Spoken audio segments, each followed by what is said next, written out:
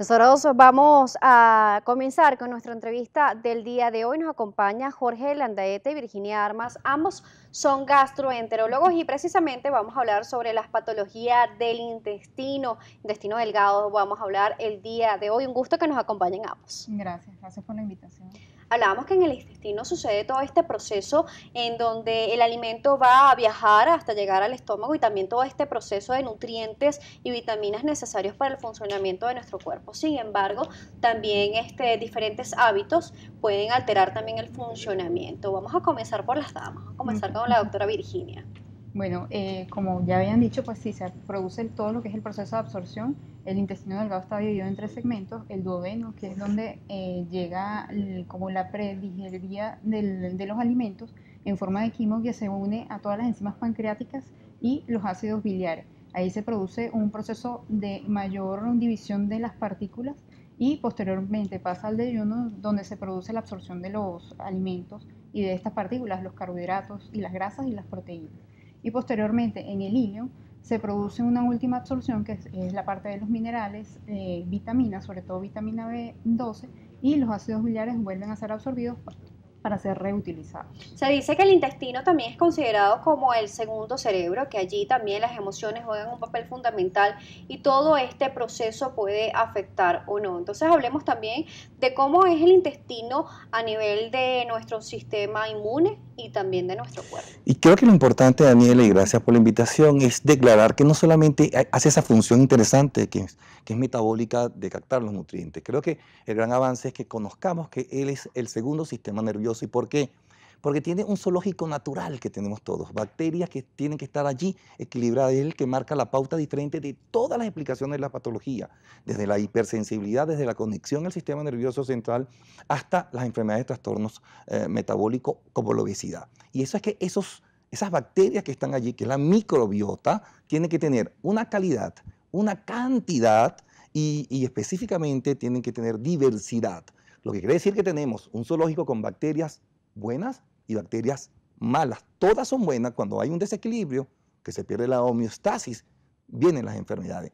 Y ahí es donde uno dice, ¿por qué tiene una conexión al sistema nervioso autónomo o central? Es porque hay un nervio importante que es el nervio vago y además tenemos otros neurotransmisores y grandes receptores que van a aplicarse en la pared o en el sistema de células del intestino delgado.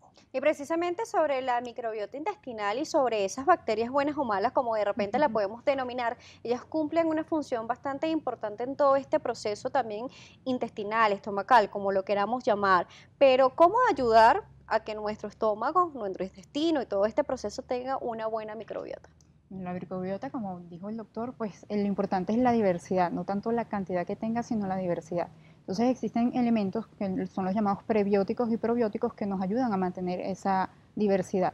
Los prebióticos son lo que proviene de los alimentos, el alto contenido de fibra, la grasa monoinsaturada, todo eso nos ayuda a que esa microbiota se mantenga en un equilibrio adecuado pues, para producir salud y evitar la enfermedad. Y los probióticos son estas bacterias buenas, principalmente los lactobacilos, que podemos ingerir a través de suplementos y por supuesto también nos ayudan a mantener ese equilibrio. ¿Cuáles son esos alimentos que nos ayudan a proporcionar entonces estos nutrientes necesarios y además a tener como que esa armonía o esa biodiversidad buena en lo que sería nuestro estómago? Todo lo que nos dé lactobacilos, entre otras cosas, por ejemplo, el yogur, por ejemplo, tiene las fibras, por ejemplo, la cúrcuma, la pimienta, es decir, uno porque son pre y otro porque son probióticos, y eso te va a ayudar a ese equilibrio.